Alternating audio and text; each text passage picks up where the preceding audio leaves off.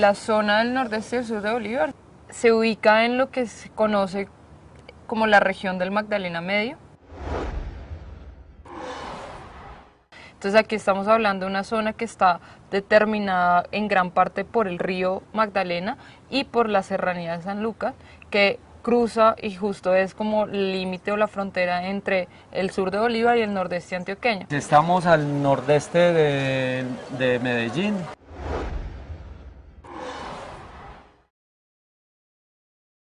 A 200 kilómetros está Segovia.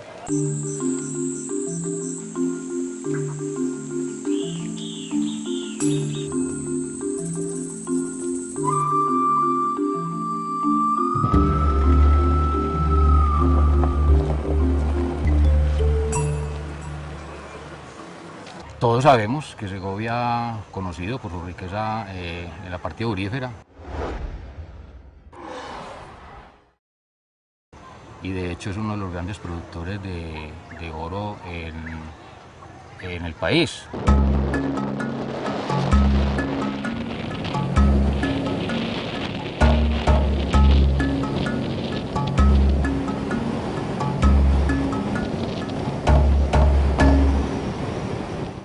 San Pablo queda al margen de la izquierda del río Magdalena.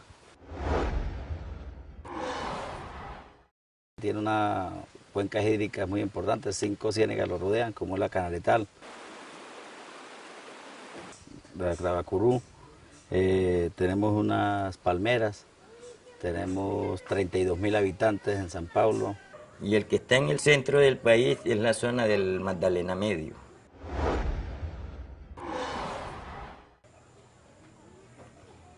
Y es donde están las riquezas. La gran mayoría de la población vive de la explotación minera, del oro y la plata básicamente. Cultivos de pancoger, yuca, plátano y hay ganado también. Pero básicamente la economía es alrededor de la minería.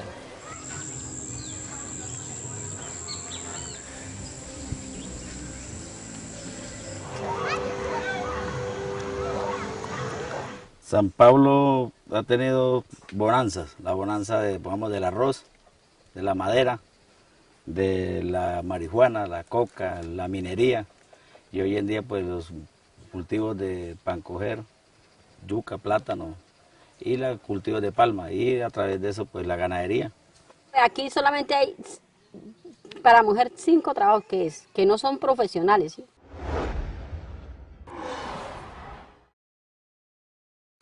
Porque aquí solamente profesional sería la enfermera. Usted se imagina 5 trabajos para 100 mujeres que hay aquí. Si una mujer no tiene un esposo que vea de ella, le toca irse, ¿qué va a hacer? Pero como ahorita casi no hay agua, se ha perdido mucho cultivo por eso.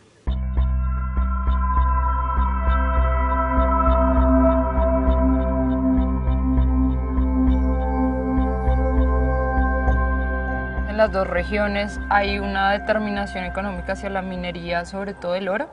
En esa área, el principal factor es la posibilidad de tener economía ilegal a gran escala. Narcotráfico y minería ilegal son las fuentes. Entonces, si uno mira qué es lo que pasa allá, es simplemente porque usted se puede hacer rico rápidamente, de una manera ilegal. ¿Por qué se cultiva la coca? Que es una de las grandes preguntas.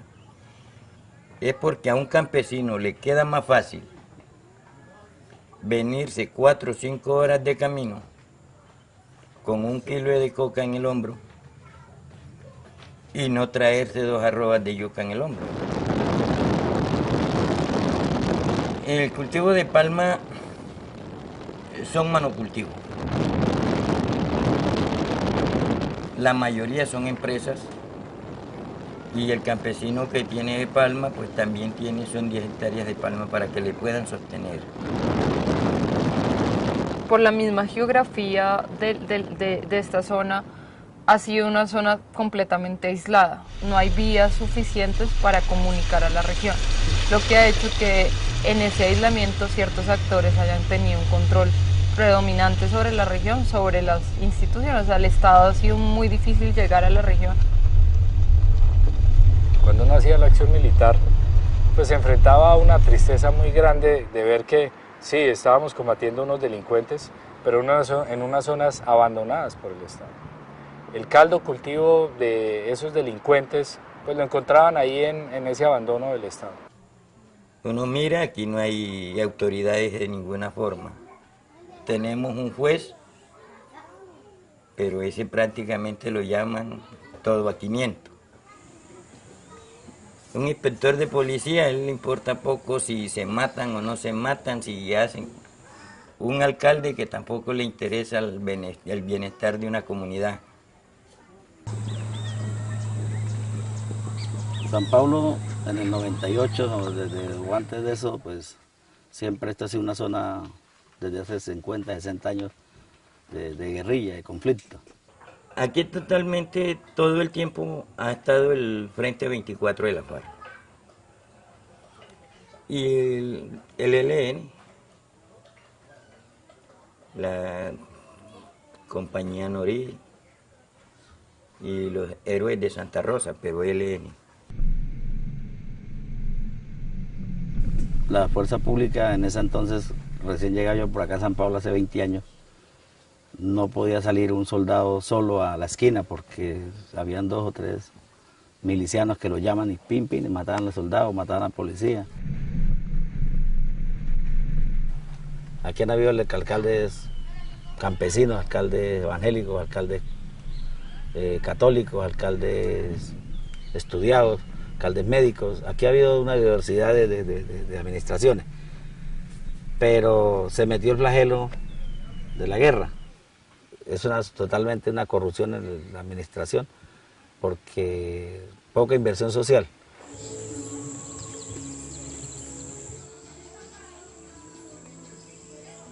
Segovia, digamos que fue una especie de pueblo, de municipio que fue creciendo alrededor de una mina. Y se empezó a crear un lazo entre el municipio de Segovia y la empresa que era la Frontino Gold Mine. El título minero es un RPP, es un reconocimiento de propiedad privada, es decir, la empresa es dueña del suelo y del subsuelo, a perpetuidad. Eso fue una figura jurídica que se inventaron en la época de Rafael Núñez, más o menos en 1900.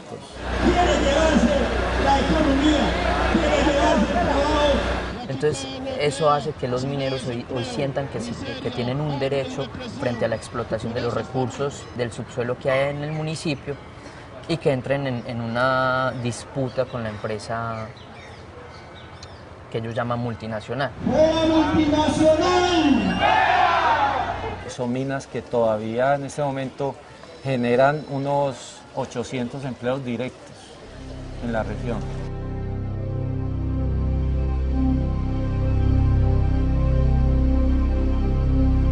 Los actores armados que hacen presencia en la región, estamos hablando del ELN como primer actor que se puede identificar dentro de la región, estamos hablando también de las FARC, estamos hablando de grupos de autodefensas y ahora estamos hablando de bandas criminales.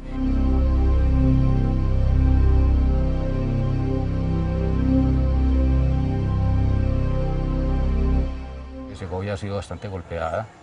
Nos recuerdan mucho por la masacre del año 88, las 43 víctimas, o por las 78 víctimas de Machuca en el año 98. Lo de Machuca fue el ELN que dinamitó el oleoducto y no contaron, pues lo hicieron en la parte alta del río, bajó por una montaña, se montó por encima del río, generó gases y la población estaba ahí y se quemó, ¿cierto? Y la pregunta que nos hacemos también los pobladores es ¿cuántas personas equivalentes a 10, 12 o 15 masacres han muerto acá en Segovia y que aún muchas de esas personas están en el limbo, en la parte pues, de la investigación y de saber qué se hicieron, qué se hizo con ellas o por qué las mataron? Al menos que es lo que más se pregunta a la gente, ¿por qué? ¿Por qué mataron a la gente? Entonces,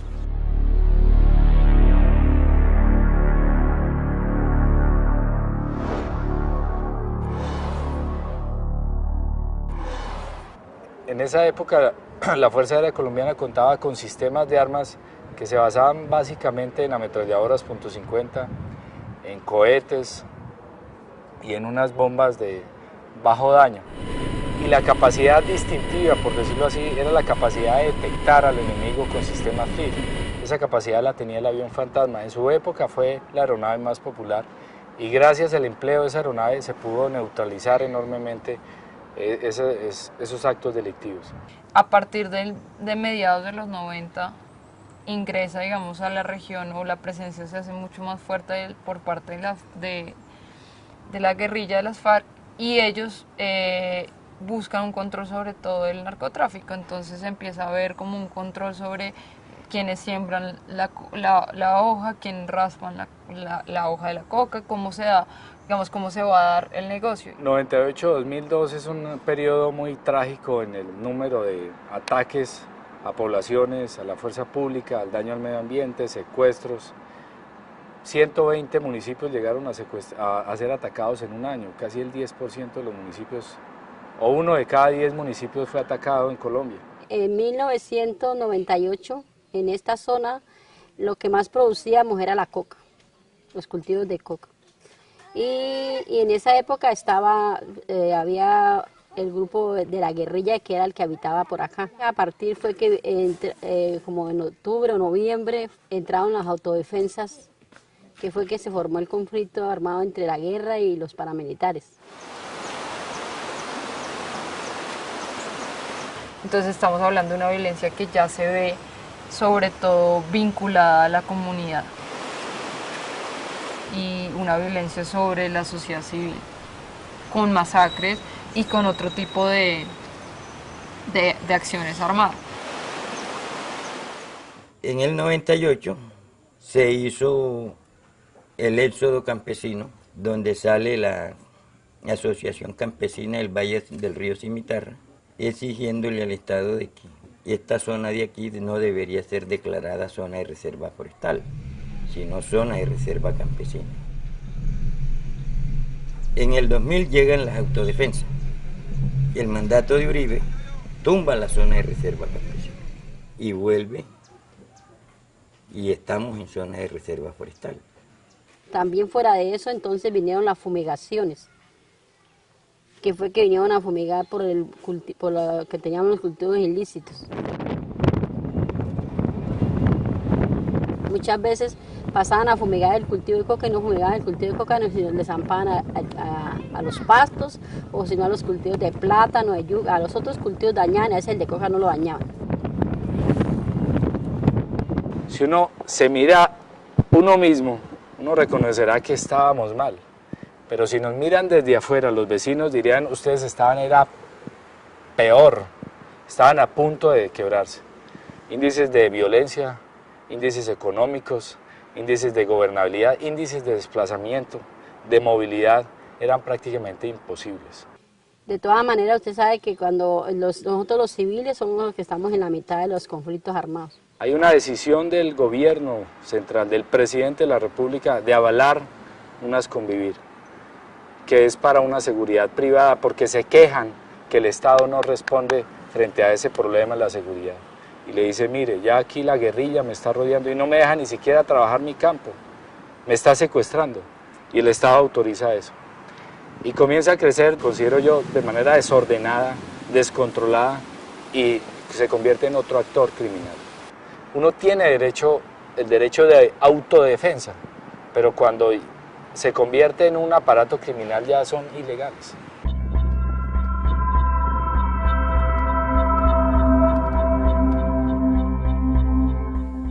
Llegan las autodefensas y llegaron infundiendo terror. Ellos llegaron con lista en mano. E incluso hay anécdotas en donde la gente iba hasta el sitio donde ellos tenían como su campamento, aquí junto al área urbana, a preguntar si estaban o no estaban en la lista, para estar tranquilos. Entonces todos los habitantes nos sentíamos en la lista. Y no preguntaban. Cuando menos se daban cuenta, se llevaron 3, 5, 10. y esas personas desaparecían. En ese momento la correlación de fuerzas entre el Estado colombiano defendiendo la sociedad frente a ese actor ilegal, vemos que comienza a haber un desbalance en contra del Estado. La capacidad del Estado de reaccionar o de atender al mismo tiempo en todo el país diferentes ataques se ve ya muy limitada. Pues aquí se han matado personas, lo que le decía en el 97, 98, que empezó pues la presión paramilitar en el pueblo. Y sí fueron por ahí en la iglesia unos 500 muertos más los que quedaban por ahí en el monte. Y después de un periodo de 2 o 3 años de una violencia muy intensa, hay un cambio en el dominador. Y ya son los grupos paramilitares los que entran a dominar la zona, con el bloque Metro y después el bloque Central Bolívar. Y ahí fue cuando empezó a llegar el señalamiento a los líderes. A mí me tuvieron 4 horas y media amarrado bajo un palo de agua, donde yo les decía, no se les extrañe que aquí habemos 30 líderes que vamos a tener que asentarnos con ustedes y mirar cuál es la situación, qué es lo que ustedes pretenden con San Pablo, porque no es posible de que ustedes sigan derramando más sangre, no es posible que ustedes sigan cobrando vidas inocentes. Y aquí los dueños de San Pablo se llaman los sanpableros, no los aparecidos.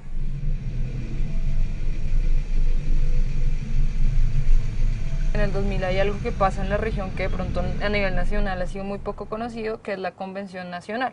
La Convención Nacional era una búsqueda de proceso de paz entre el ELN y el gobierno de Andrés Pastrana en ese momento, que buscaba una zona de despeje en el sur de Bolívar.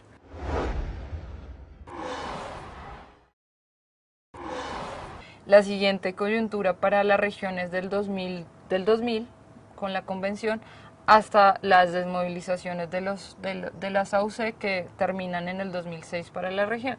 Entonces esas han sido una de las grandes peleas que hemos tenido nosotros con la insurgencia, porque no solamente con la autodefensa nos ha tocado reñir también con la guerrilla.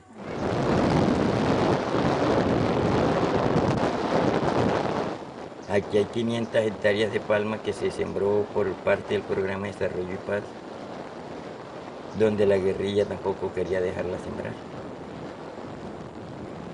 Y a mí me tocó sentarme con 2 mandos guerrilleros, uno de la FARC y uno del ELN, y discutíamos qué creen ustedes que es desarrollo. ¿El desarrollo es que la gente no tenga cómo comer o es que la gente tenga cómo vivir? ¿Por qué la violencia? Siento que el Estado ha abandonado a sus colombianos. Desde el centro han abandonado sus periferias. Yo lo viví en mi pueblo, soy consciente de ello. No porque yo estuviera abandonado, me metí a lo ilegal, a ir en contra de las leyes, a ir en contra de las normas. Como campesino uniformado, simplemente decidirme por la parte legal y tratar de ayudar a construir.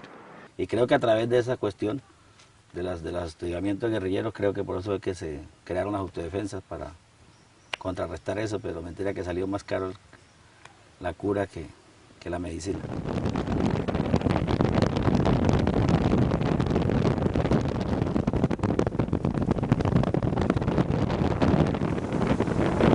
A partir del 2000 empieza el Plan Colombia, la guerra contra el narcotráfico, y eso hace que los actores armados ilegales le den una relevancia mayor al oro, porque es una forma de mantener recursos sin abandonar la región, porque el narcotráfico, digamos, se están dando todas las erradicaciones, entonces es una forma de mantener la guerra de manera inmediata. Gustáramos o no nos gustara, tenían que fumigar, porque el Ministerio de Salud había dicho que el glifosato no era tóxico para la población civil.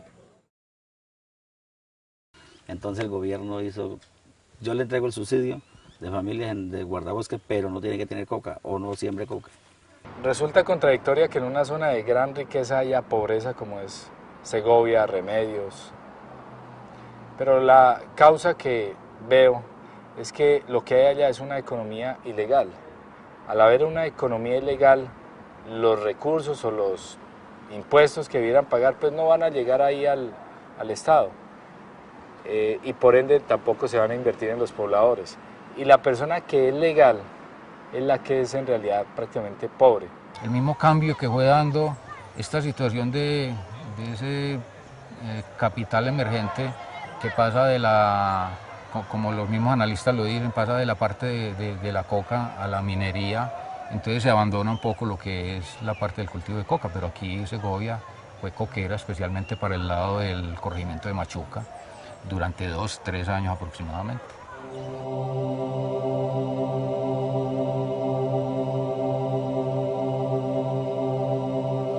Aquí hubieron 5 combates entre guerrillas y autodefensas.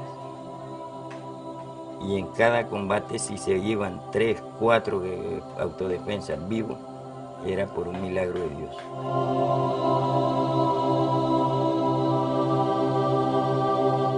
El 29 amanecer 30 de diciembre del 2003. Las autodefensas pasaban en el pueblo. Cuando como a las 2 de la mañana empezó los disparos. Entonces, de todas maneras uno decía, bueno, cuando sí se formó, pelearon. Y cuando nosotros despertamos, todo esto ya amaneció, que era ya de día, casi duró como hasta las 10 de la mañana la pelea. Y bueno, al otro día, como ya siempre ya había esclarecido bastante, que salimos nosotros y cuando mirábamos que pasaban, o sea, allá en aquella parte de allá, había muchísima gente, ya tenían cadáveres allá. Y entonces cuando nosotros paramos acá afuera, salió una camioneta con un muchacho que lo tenía agarrado, lo llevaban agarrado del pie. O sea, estaba vivo, era del otro eran los paracos. La guerrilla lo llevaba por una camioneta arrastrándolo por todo el pueblo.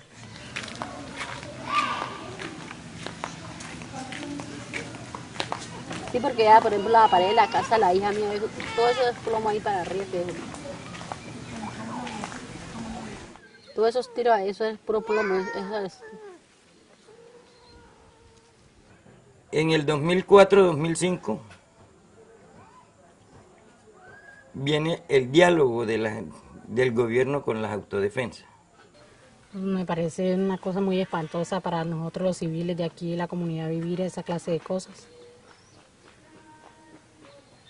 Pero hay mucha gente que sí, 1, 2 familias, 3 familiares, entonces eso es difícil de recuperar. No hay oro, ni hay plata, ni hay nada para recuperar esas personas. Que uno vea a su compañero, su amigo, que lo saquen y lo maten, eso es muy grande. Eso ha pasado aquí, los amigos de uno lo matan, lo sacan.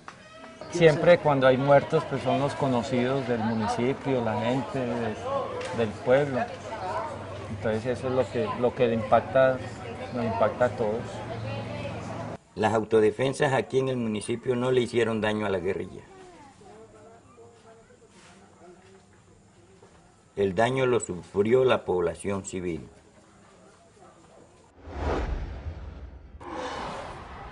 Y el último periodo, que además ese es otro de los cambios que se da a nivel regional, es que no se divide en 2 periodos al final, sino que se da del 2007 al 2015, digamos que es el gran periodo, y es porque digamos que después de que se desmovilizan las AUC, entran las BACRIM y en este periodo, que ha sido bastante largo, se han mantenido las dinámicas, o sea, se ha dado una disputa entre las mismas bandas criminales por el control de la región, unas alianzas con el ELN y las FARC. Se crean fuerzas de despliegue rápido, que son fuerzas de choque, para responder de una manera más rápida a los eventos, pero parece que fuera un carro o unos bomberos actuando como un pulpo en todo el territorio de la nación.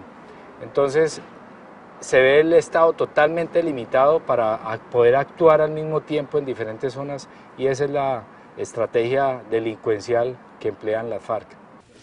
Y entonces entra el ejército a la zona a combatir.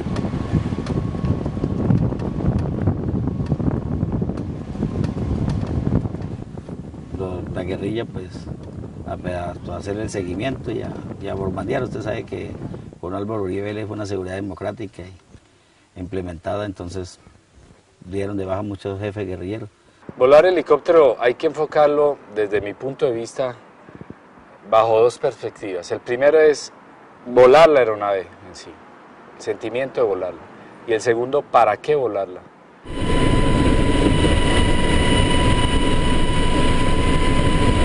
Ahí tiene que sacar uno de los valores importantes que uno aprende en la formación como militar, que es el coraje, que es siendo consciente de ese miedo, ser capaz de enfrentarlo.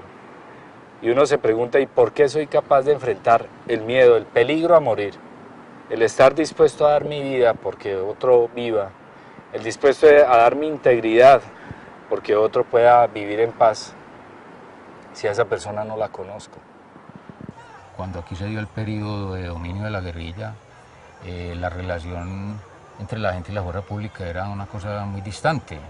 Teníamos una estigmatización que ni el ejército creía en la gente, ni la gente creía en el ejército, éramos totalmente enemigos. A través de la formación militar encontré unos valores propios, pero cuando uno se enfrenta al combate, cuando uno ve la cara, por decirlo así, de la muerte, cuando ve al otro dispuesto a matarlo, uno no lo veía a la persona, o por lo menos yo no veo a la persona en el momento del combate.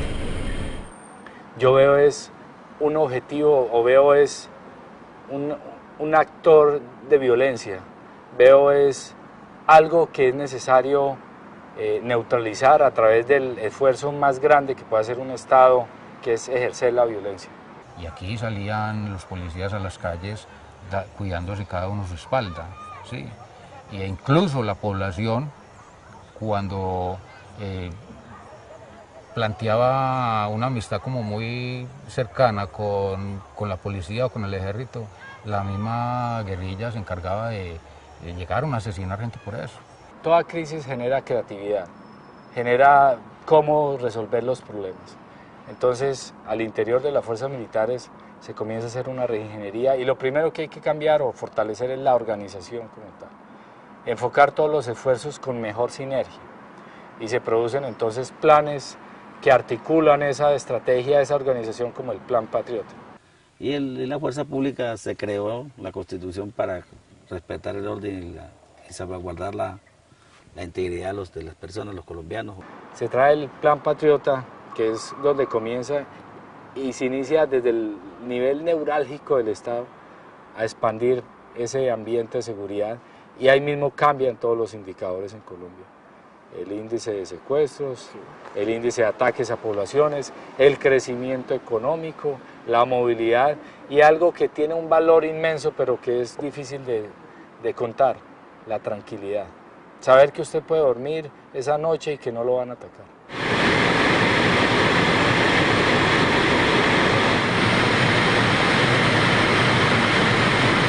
La Fuerza Aérea, digamos, como actor, tomó un lugar relevante en la región, cosa que antes no se había visto. Entonces hay varios operativos que dan de baja a varios de los cabecillas del ELN y de las FARC, lo que determina también una disminución del poder armado de estas guerrillas. Desde el punto de vista de equipos y desde la perspectiva de la Fuerza Aérea es tener mejores capacidades para hacer inteligencia, para detectar exactamente el objetivo donde está. Y enfocados también en producir el daño, en tener armas que solo causen el daño al objetivo militar, que sean muy precisas. Entonces hay un crecimiento en capacidades en cuanto a inteligencia, como la acción cinética. En cuanto a personal, hay un crecimiento importante de las fuerzas militares, del pie de fuerza de las fuerzas militares, para dominar un poco más el territorio. Pero ese dominio del territorio, ese crecimiento de esa misma pie de fuerza, pues requiere movilidad. Entonces se requieren más aeronaves, helicópteros, para que ayuden a hacer la movilidad de esas unidades terrestres. En la parte también personal es un crecimiento en la cultura de los derechos humanos, del derecho internacional humanitario. Nuestro centro de gravedad, por decirlo así, o nuestra fuerza, nuestro apoyo de los demás, que nos vean como que somos correctos, es la legitimidad. Y tenemos que ser legítimos en todo nuestro actuar. Entonces surgen muchos cursos, nos formamos en derechos humanos, en derecho internacional humanitario.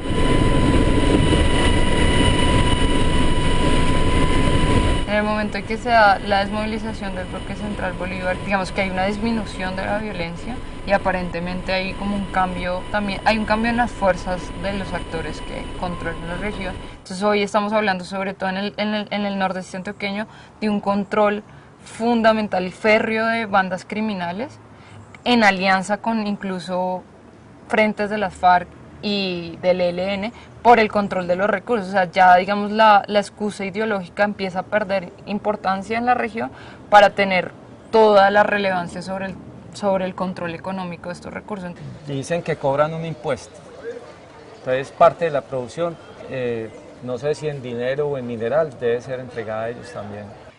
Hay como una división del trabajo, ¿no? Entonces, cierto actor cobra los impuestos a los campesinos, a los mineros, otro actor es el que saca el recurso, o sea, se están dividiendo como la organización de la economía ilegal. Aquí de pronto las muertes que hay así aisladas es por cuestión de narcotráfico, de que se robó la droga, que el otro le tumbó un negocio al otro, cosas así, pero son cosas como personales. Los medios de comunicación hablan de la guerrilla, de que son los dueños Pero aquí en San Pablo yo no me he dado de cuenta que la guerrilla tenga cultivo. Ni que los paramilitares tengan cultivo. Que compren la mercancía es otro cuento. Pero aquí cualquiera se le antoja de sembrar una hectárea de coca y nadie le impide.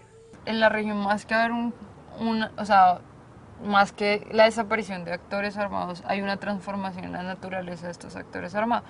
A mí sí me gustaría que siempre se tuviera en cuenta que la pequeña minería de Segovia y Remedios nunca ha sido una aliada de los grupos al margen de la ley, llame de guerrilla, llame de paramilitares, nunca. Siempre, si lo ha sido en algún momento, ha sido por la fuerza, por presión. Igual aquí tenemos un problema muy grave en el caso sobre todo el sur de Bolívar, y es que estamos hablando de un subregistro muy grande. Entonces hay muchas de las acciones que pasaron en la región que no han sido denunciadas o que no fueron nunca evidenciadas por los actores institucionales, sea Defensoría del Pueblo, sea Personería. Digamos que no hubo información sobre muchas de las cosas que pasaron en la misma Fiscalía.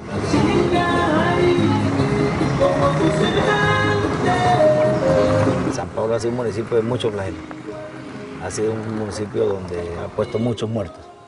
Sin dejar de anotar que en el año 2012-2013 vivimos otro periodo de recrudecimiento de la violencia muy bárbaro en Segovia, donde se calculan más de 200 muertos reportados, ¿sí?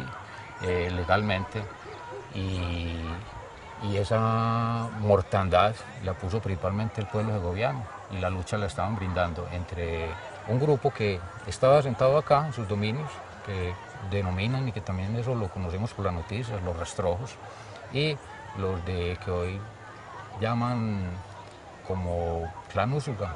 A través del PDP se repartieron más de 40.000, 30.000 millones de pesos acá en San Pablo. Se hicieron ceros para los colegios, se hicieron los puestos de salud en la parte alta, se hicieron proyectos productivos de cacao, se hicieron proyectos de ganaderos, hay unas familias con palma a través de eso. Sí, son buenos, y a través de eso nos han enseñado a vivir dignamente y a hacernos respetar en la cuestión de lo que son los grupos al margen de la ley, y el mismo ejército, la misma policía, que nos respeten nuestros derechos. Y la gente tiene eso en el fondo muy claro y lo resume en una frase: nuestra riqueza es nuestra peor desgracia. ¿Cuántos muertos han habido? Entonces, para que el gobierno diga, o la subversión y los grupos paramilitares o los emergentes que hay, digan, si acabó esta guerra, ya no tenemos por qué seguirnos matando. Independientemente si haya o no un acuerdo con el grupo delincuente de la FARC, el Estado tendrá que seguir enfrentando retos importantes que se generan por la violencia, por la desigualdad. El pueblo respeta la fuerza pública, y en esa misma medida uno ve que la fuerza pública también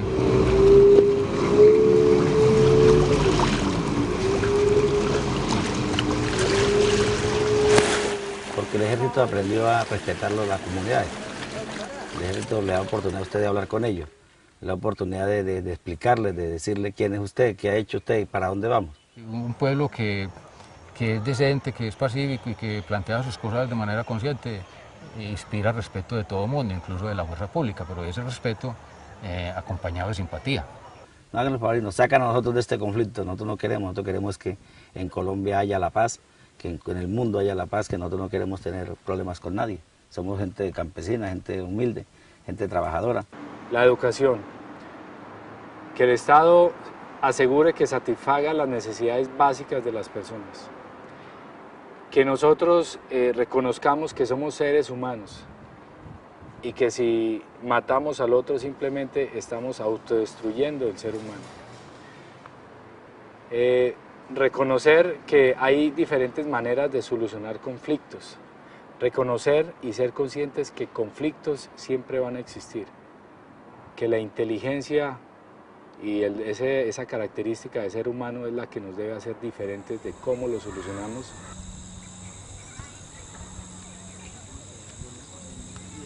Me veo trabajando en una institución, en un colegio, pero no aquí en esta parte porque son muy difíciles las cosas por aquí. Entonces quisiera en San Pablo o si fuera por otro lado también. Que yo sé que tenga mi trabajo, pueda darle los estudios a mi hijo, para que él también sea una persona, alguien en esta vida, para que tenga sus estudios, sea alguien profesional. ¿Por qué la gente se va para la guerra? Porque no hay nada que hacer. Una persona con empleo, una persona con una vivienda digna, con un respeto del gobierno, del vecino, del amigo, no piensa en guerra. Mejor el reinsertado que el armado, obviamente. ¿Sí? Entonces, bienvenido al proceso de paz.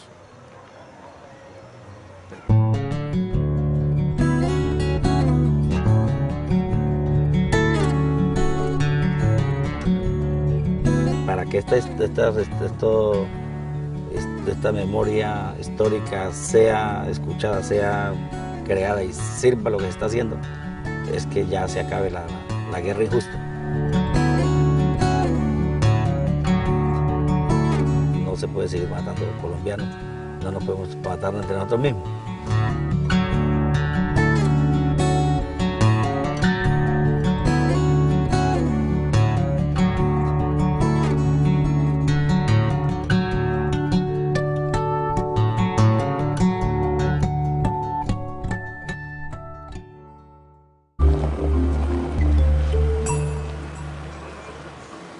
Todos sabemos que Segovia, conocido por su riqueza en la parte aurífera, y de hecho es uno de los grandes productores de oro en el país.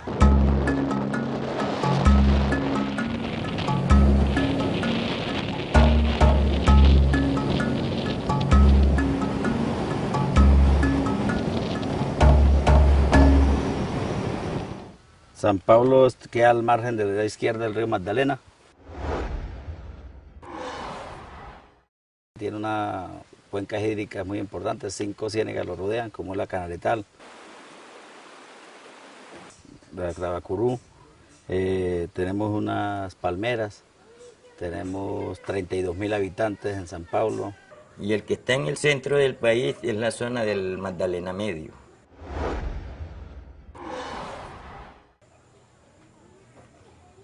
Y es donde están las riquezas. La gran mayoría de la población vive de la explotación minera, del oro y la plata básicamente. Cultivos de pancoger, yuca, plátano y hay ganado también. Pero básicamente la economía es alrededor de la minería.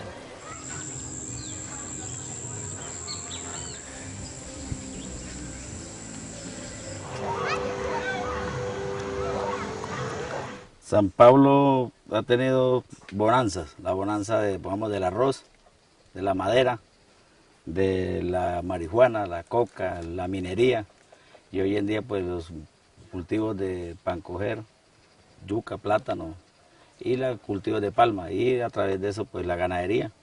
Aquí solamente hay para mujer 5 trabajos que no son profesionales, ¿sí?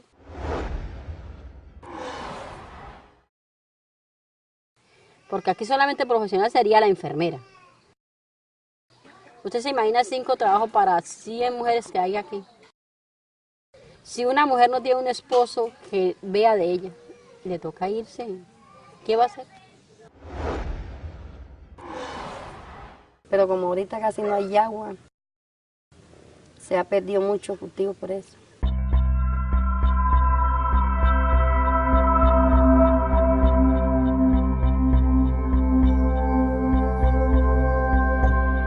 En las dos regiones hay una determinación económica hacia la minería, sobre todo el oro. En esa área, el principal factor es la posibilidad de tener economía ilegal a gran escala. Narcotráfico y minería ilegal son las fuentes. Entonces, si uno mira qué es lo que pasa allá, es simplemente porque usted se puede hacer rico rápidamente, de una manera ilegal. ¿Por qué se cultiva la coca? Que es una de las grandes preguntas. Es porque a un campesino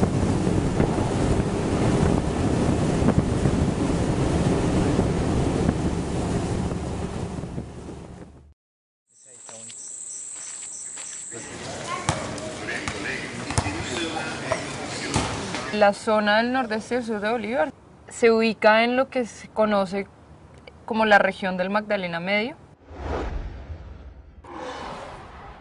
Entonces aquí estamos hablando de una zona que está determinada en gran parte por el río Magdalena y por la serranía de San Lucas, que cruza y justo es como el límite o la frontera entre el sur de Bolívar y el nordeste antioqueño. Estamos al nordeste de Medellín.